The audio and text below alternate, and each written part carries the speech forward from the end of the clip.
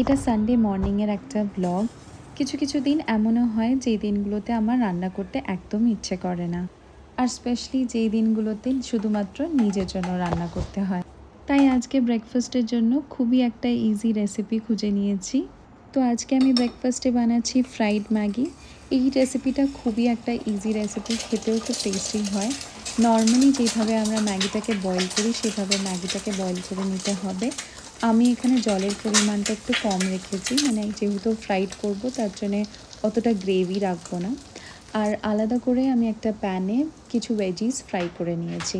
ভেজিটেবলের মধ্যে খুবই নর্মাল ভেজিটেবলসগুলো আমি, যেটা আমাদের বাড়িতে সবসময় পাওয়া যায়, যেমন টমেটো, পেঁয়াজ।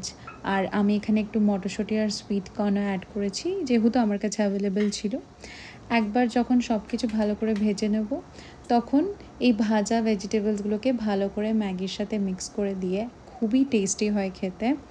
আর আমি এখানে একটা সানি সাইড আপ অ্যাড করেছি।